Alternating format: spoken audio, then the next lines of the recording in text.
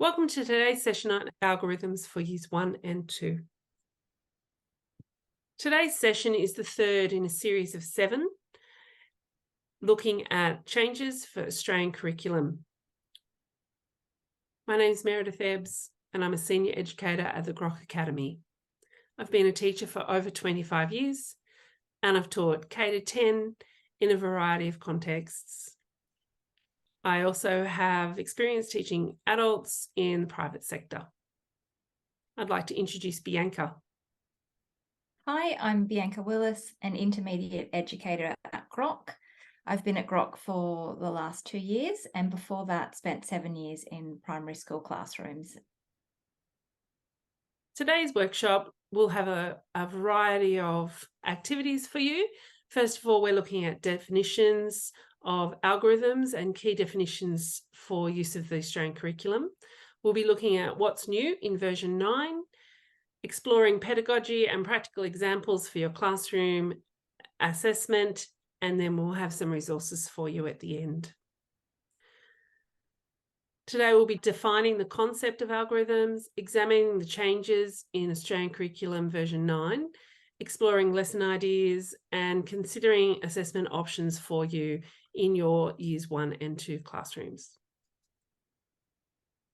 The definition according to the Australian curriculum of an algorithm is a precise description of the steps and decisions needed to solve a problem. Algorithms often involve iterative or repetitive processes and can be represented in different ways, such as flowcharts and pseudocode. Pseudocode is when text is written down, when your program is written in plain words. Algorithms often involve iterative or repetitive processes and do not follow a strict linear order. They can be represented in various ways. In younger students, algorithms might be expressed verbally. And they can also be expressed as plain text, flowcharts and pseudocode, or even a storyboard.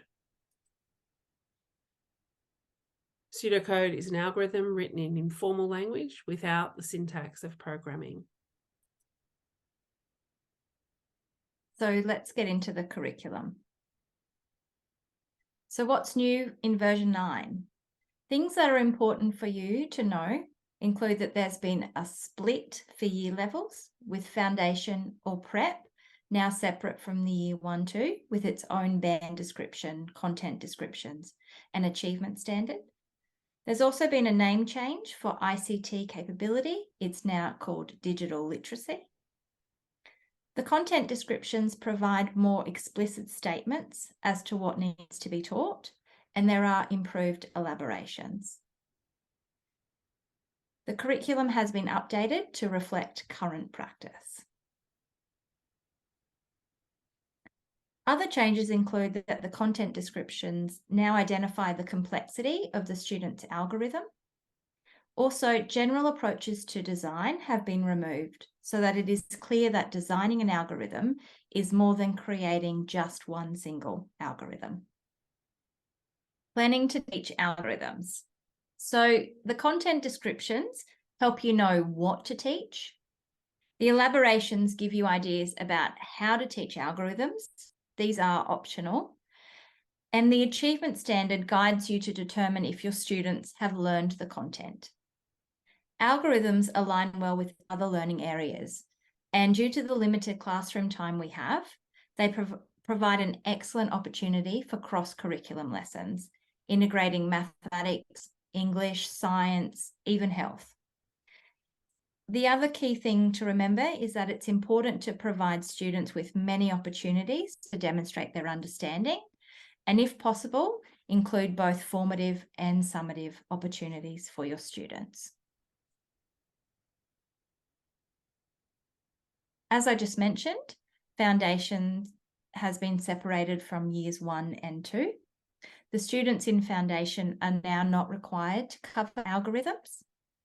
The red text for years 1 and 2 is the curriculum focus for this webinar.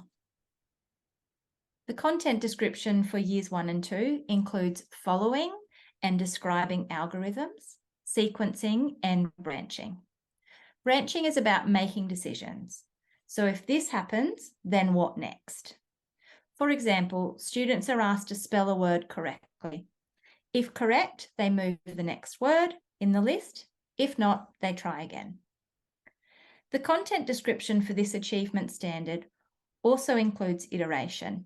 Iteration, or making a decision or repeating a task, is introduced at the Year 1-2 level. However, it is not assessed. This is an example of an achievement standard, not assessing everything that is taught.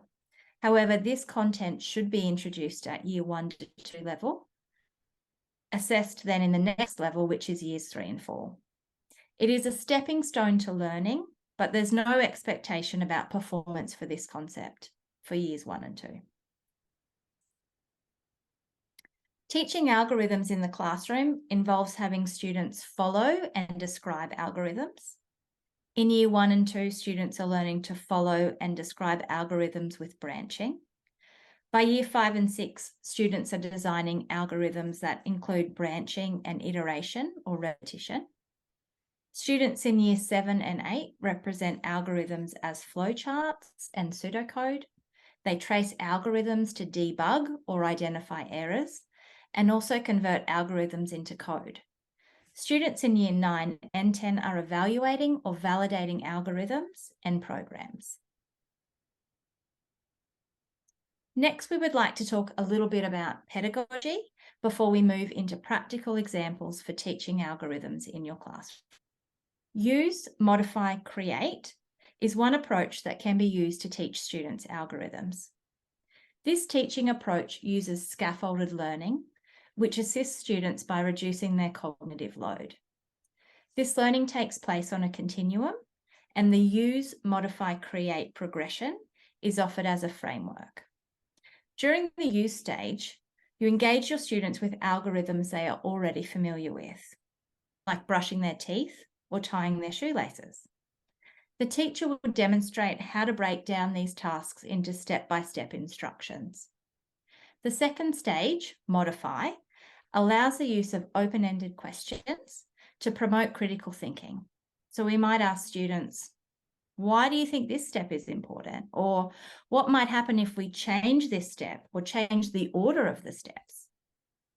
The create phase provides opportunities for students to design their own algorithms for simple tasks or games. Use, modify, create is an iterative process, and students should revisit each phase with increasing levels of difficulty. Another pedagogical approach for use in classrooms when teaching algorithms is pair programming. Pair programming is when two or more students work together for a shared goal. So they work side by side.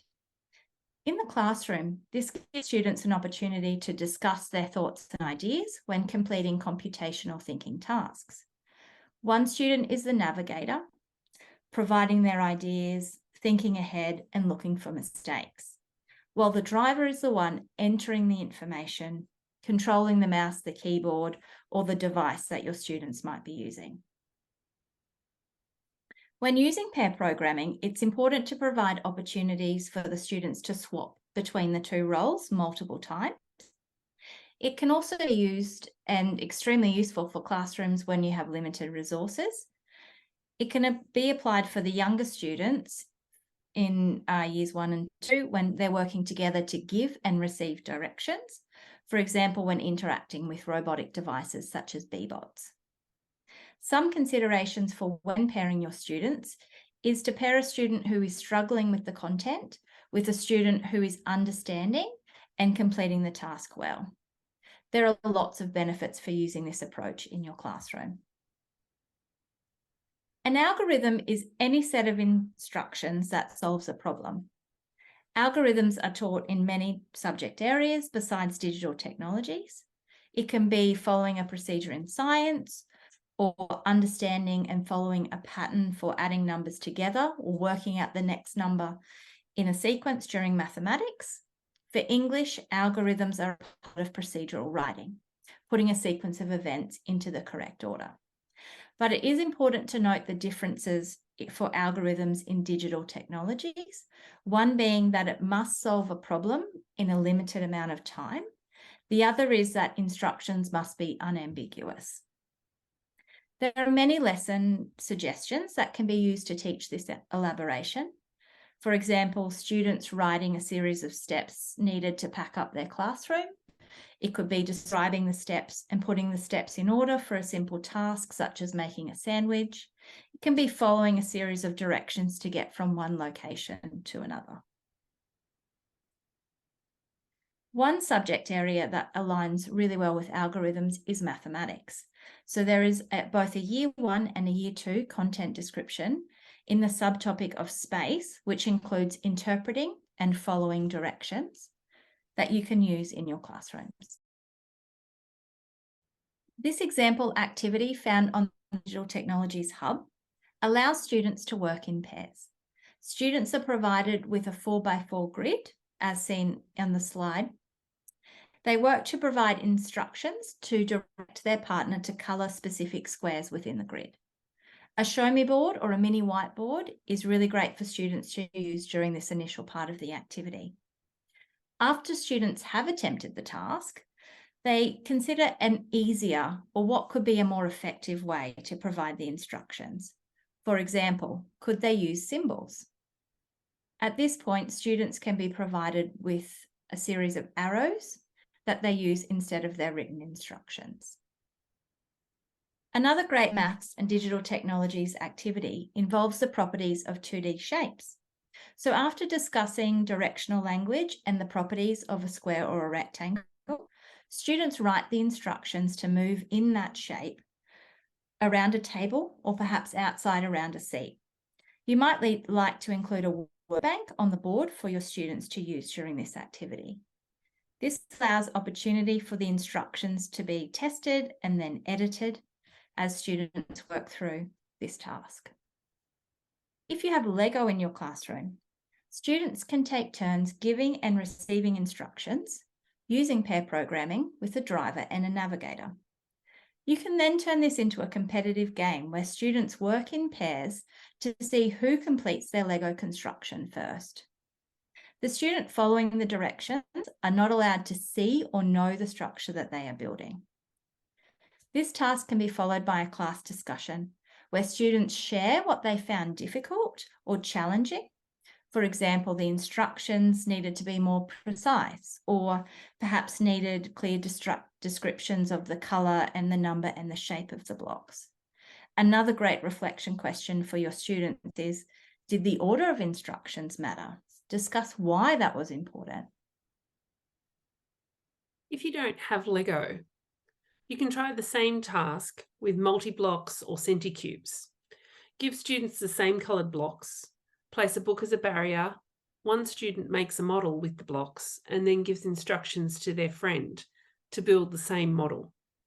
This can reinforce directional language and use of ordinal numbers, particularly if there is multiple blocks with the same colour.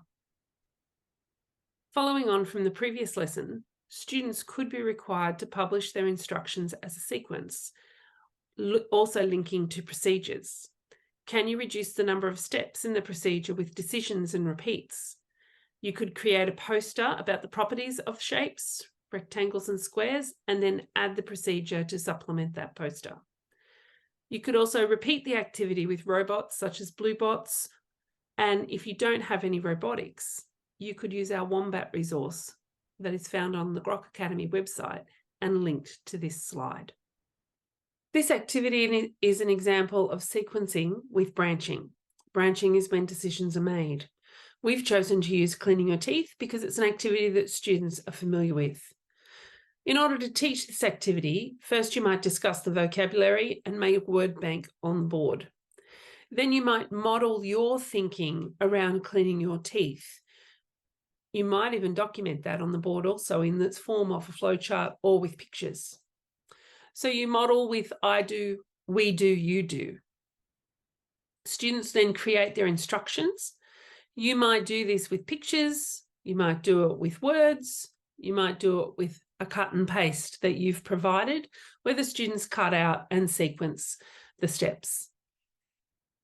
You might be surprised how many decisions are made when you're cleaning your teeth.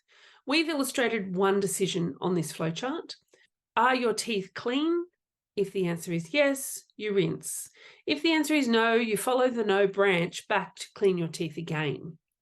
There's actually decisions all along the way. What toothbrush do you use? Where's the toothpaste? Has it got the lid on or off? Have I got enough toothpaste on my toothbrush? And do I put the lid back on at the end? We're not going to use those examples with the students, but you need to know that there are more than just one decision in this process.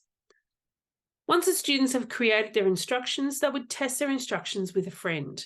It's important to allow opportunity for them to edit and self-correct so that they can understand when they've made a mistake. For example, you can't clean your teeth before you've put your toothpaste on the brush. Once they've done that, they might publish their instructions. It might be as a procedure, it might be in graphic format. Then you would add that procedure perhaps to a poster about teeth and hygiene. The discussion in the class might be around, can you be more specific? How many steps have you got? Can you make less steps? Do you need more steps? Have you documented the branching involved and the decisions that you've made in the process of cleaning your teeth? Is there any steps missing? And it might be that they haven't put their toothbrush back in the toothbrush holder. So you want to talk through that process with your students, and that is how you teach, follow, and describe algorithms involving a sequence of steps with branching.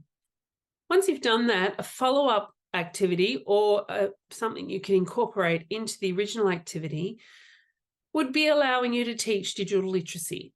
You might get the students to video the process, video their friend cleaning their teeth, and then document that. You might document the process with photos where they've written their steps and then they take a photo of someone acting out each step. Once you've got the photos, you could add them to an app using an app like Book Creator, or you could print the photos for the students and have them cut them out and arrange them in a sequence. By doing that, you're also incorporating branching and you're also teaching digital literacy at the same time. Algorithms, as we've just shown, can link to sequencing in English. The previous activity used health, but we've got some elaborations listed here where you could link your algorithms to your English activities. Explaining how to do or make something, create and deliver a short oral or multimodal presentation, and they can retell key events in stories using oral language, visual arts, digital tools, or performance. So this is a Year 1 task. The Year 2 elaborations might be to create a written text so that readers can follow the sequence of ideas and events. They could use a learning area vocabulary when creating text, such as the digital technologies vocabulary, or they could listen and respond to detailed instructions. Remember that elaborations are optional, but they are a very good place to start if you don't know how to teach with a content description. Next, we would like to talk about digital tools to use in your classrooms before moving into practical examples for teaching algorithms. The glossary for version 9 of the Australian curriculum describes digital tools as digital hardware, software, platforms, and resources used to develop and communicate learning ideas and information. Hardware can include laptops, tablets, robots, and other physical computing tools. Software can include apps, word processors, and online tools. Digital tools can be used to teach concepts in digital technologies and also to improve digital literacy. In a Year 1 and 2 classroom, digital tools might look like B-bots, blue bots, tablets, using apps on a tablet or an iPad, even cameras. There are a variety of physical computing devices and other resources on the market for younger students. In this webinar, we have referenced B-bots and blue bots, but these activities could work well with most robotics available. Other robotic devices that you might have at your school include Dash and Dot, or Jack the robot mouse, and Ozobots. There is also a wooden board called Cubetto, which is designed for younger students and hands-on play, and that resource has many accompanying activities and downloadable books. We have referenced BBots and BlueBots in this webinar. So the yellow BBot is the original version, and the clear BlueBot is version 2, or a more recent edition. Both are programmed using the buttons on the back. Forward and back will move the robot 15 centimeters. Left and right will turn him 90 degrees. The main difference between these two is the clear BlueBot is Bluetooth enabled and can be controlled via an app on a tablet, which also allows a 45-degree turn. You can also purchase cards and a reader that can be read by the BlueBot. Older BBots may require AA batteries. However, the BlueBots and the new BBots are rechargeable via USB cord. With the buttons, the pause will program the robot to wait for 1 second, and this can be useful when you're using an alphabet map and spelling out words. These robots will remember commands and continue to add to the sequence until the clear button is pressed. So if students make a mistake, they should be prompted to press the clear button and start again. As part of introducing digital tools into your classroom, it is important to consider where the BBots or BlueBots or Ozobots or Dash and Dot will be stored. There is an excellent bag available that you can use to store the BBots or BlueBots, which can be helpful to carry them between classrooms. Other considerations for you is the charging of your BBots and your BlueBots. Some older BBots require the AA batteries, and you can purchase rechargeable batteries, but they will need to be recharged between each use. The newer BBots and BlueBots are charged with a USB cord. When first introducing a physical tool in your classroom, a reminder of the rules is helpful. I like to teach my students that we carry the BBots or BlueBots carefully with 2 hands, that they're only used on the floor, never on a desk. And it's important not to push the BBots or BlueBots. Students can stop their BBot or BlueBot by pressing either the go button again or the clear button. Robots can be used to teach a range of concepts across curriculum areas, and we've been talking about sequencing, but they can also be used for estimation, distance measurement, direction, problem solving, and digital literacy. You will recognise many of these are mathematical concepts, and the links to other curriculum areas is determined by the theme of the maths you are using or instructions that you give when you are actually implementing them in your classroom, such as, can you estimate how far the robot will move? Can you predict where the robot will end at the end of your sequence? Can you use a ruler template to measure the distance? The layout in this picture could be used to teach number lines. And if you included some number cards, you could teach addition, subtraction, even skip counting. Digital literacy can also be explicitly taught with recognising the standard symbols used on the buttons. Education suppliers provide a range of mats with different themes, but they can be expensive. So other alternatives include using chalk on carpet, masking tape, or you can purchase a clear plastic tablecloth by the metre from fabric shops or hardware shops. Then you rule a 15-centimetre grid with a Sharpie on the mat. You can then place labels and pictures under the mat to customise your learning experiences. You can use large pieces of paper, such as butcher's paper, stuck together to allow students to create their own mazes. You could incorporate explicit design and produce solutions when using the robots in many of these activities that are pictured here on the screen. There is a link to Sparklebox in the resources at the end of the presentation. They have a lot of themed cards, 15 by 15 centimetres, that can be used under the clear plastic mats. They can all be downloaded free. There's one for shapes, days of the week, months of the year, various fairy tales, including 3 Little Pigs, Snow White, 7 Dwarfs, The Hungry Caterpillar, and many more. As you can see in these pictures here, they've also incorporated design technologies where students have designed ideas to go with the BBot and then produced those solutions. If you're not using the mats that come with the BBots and the BlueBots, You should ensure that your surface is clean from fluff and dirt, as it can clog the motors in the robots. This slide has 3 different ways you can teach with robotics. You can use the directional cards that may be purchased or homemade.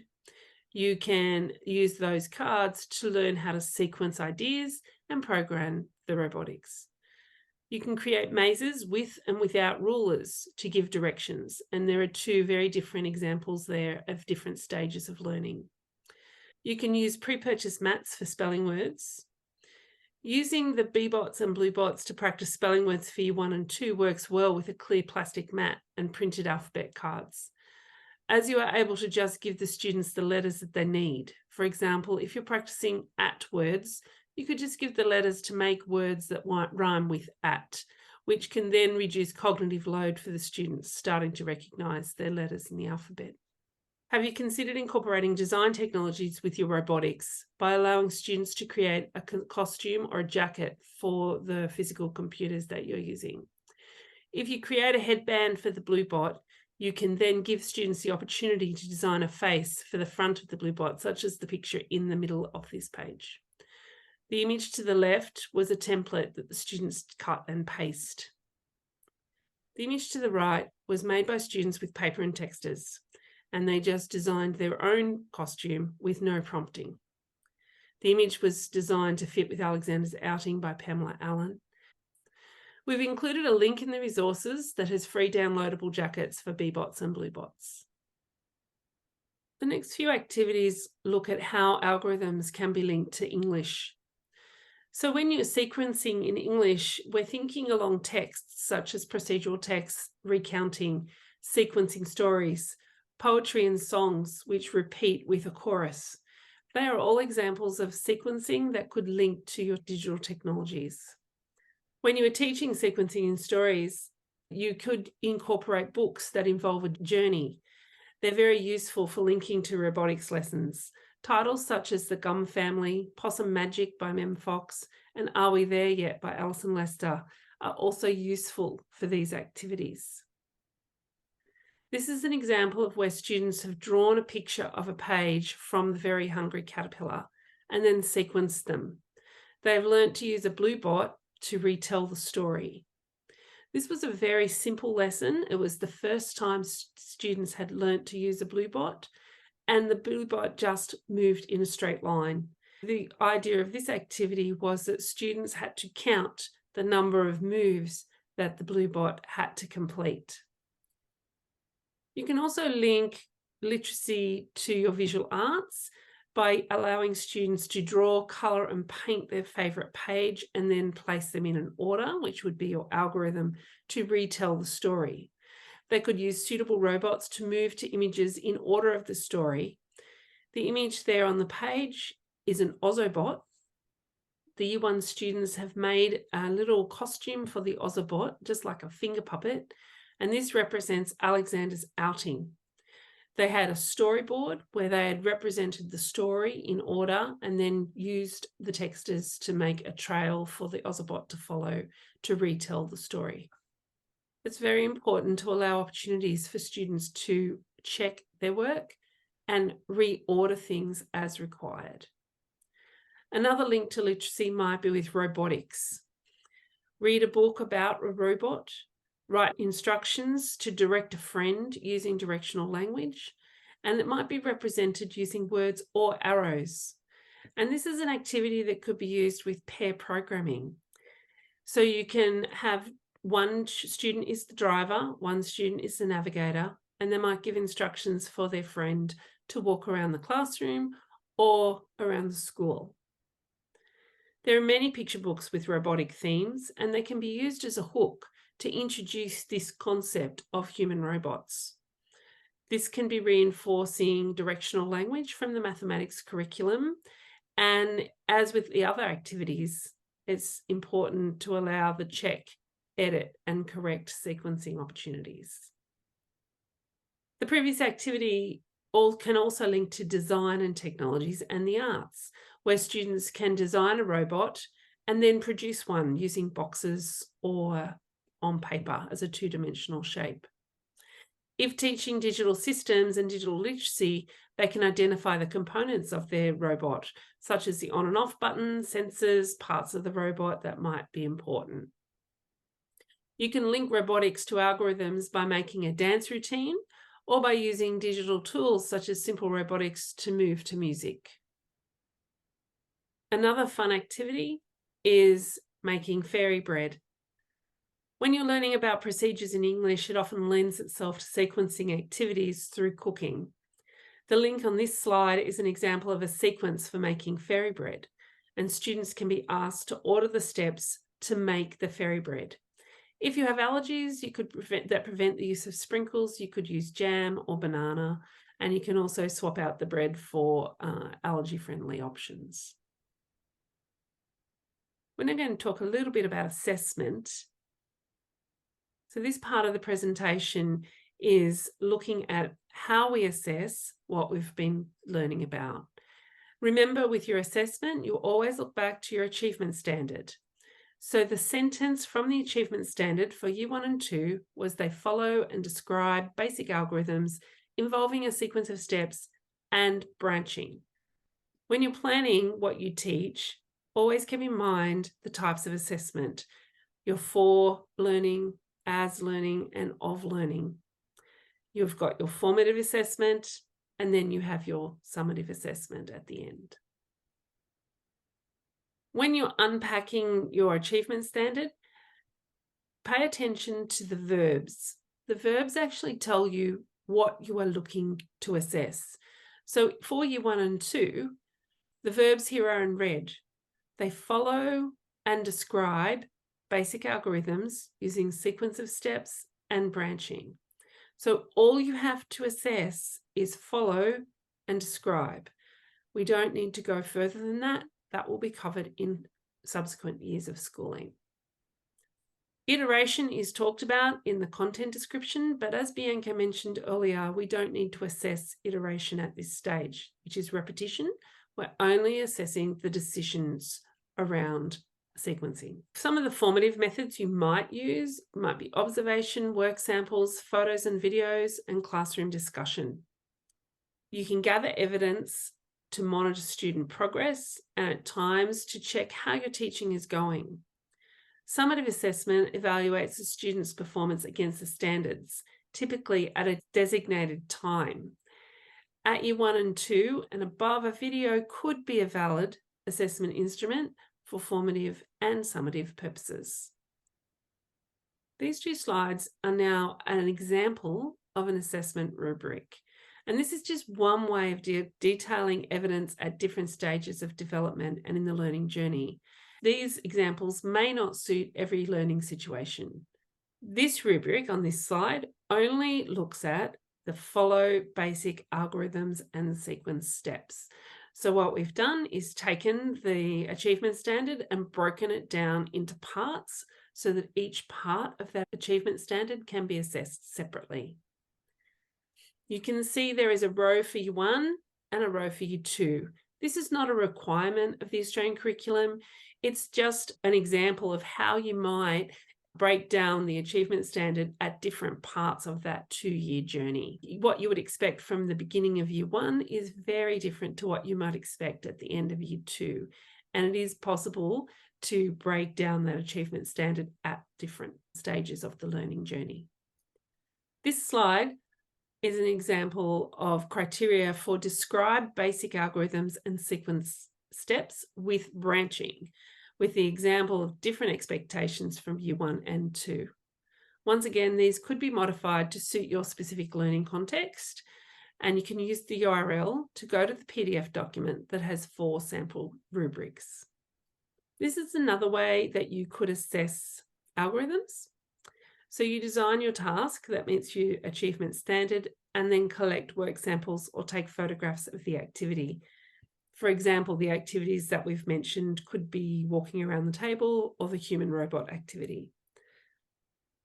You identify your success criteria, and in this instance, you might print this type of scaffold on a label or at the bottom of your worksheet to be attached to the work sample. I can follow a sequence of steps. I can describe steps that make a sandwich. I can follow branching with a sequence of steps. So these are 3 success criteria that you might use. Then you've got an opportunity for the student to self-assess, and then you have an opportunity for the teacher to assess if that level is achieved. Of course, year level is very relevant to year 1. They may not have achieved that goal yet, but they may be working at what you expect for that year. Here is an example of a worksheet that includes that scaffold at the bottom of the page. The students might reflect on what they learnt about algorithms. You might actually need to brainstorm words for a word bank that students could use to write about. You might need to provide structure for some students to be able to complete that. The second page is a blank page which could have a diagram, or you may have taken photos that have been printed that the students can then attach to the page. Personally, I use this worksheet for portfolios. So I would complete that task at the end of a series of lessons, assess them, and then place it in the portfolio for parents to see. Also, I would record the results of that in my gradebook. As it goes home, you don't have that as evidence anymore. Remembering to photocopy any pages that you need for individual education programs where you need to keep sample work.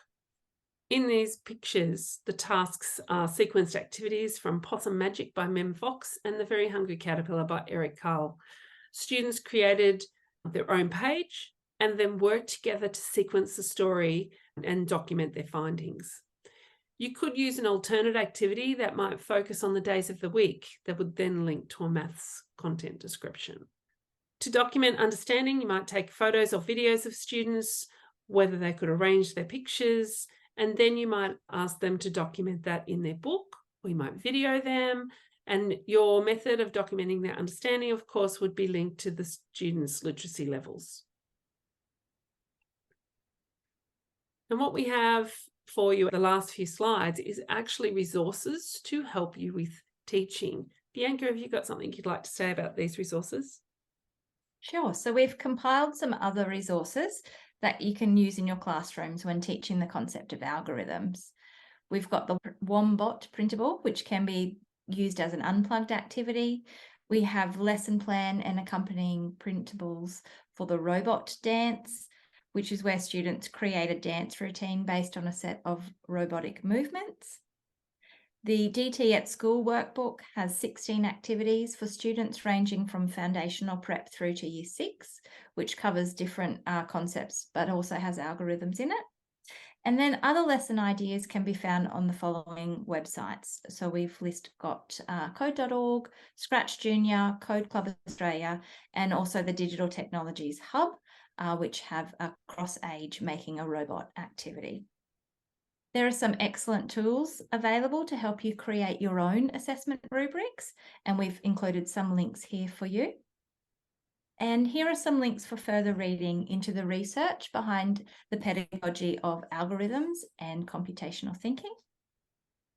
Officially announced on the 4th of October, but in case you missed it, this is a 5-year partnership between Grok and WiseTech Global to make learning digital technology skills available to every Australian student, teacher, parent, and adult learner for free. Grok's mission is to educate all learners in transformative computing skills, knowledge, and dispositions. The partnerships with WiseTech Global removes the financial barrier to schools in using our resources, as well as allowing us to expand our team to continue to support schools, teachers, and learners. But just before we go, this has been the 3rd webinar in a series of 7. If you'd like to know more about the changes to Australian curriculum across all year groups, we also have a series for years 3 to 6 and a series for years 7 to 10. If you have any questions, you can reach out to us on our email, help@grokacademy.org. We hope that you're excited to go back to your classroom and try some of the activities with your students. If you'd like more resources or to upskill yourself further, you can scan this QR code and access all of our resources and courses for free. Thank you for your time and best wishes with your digital technologies journey.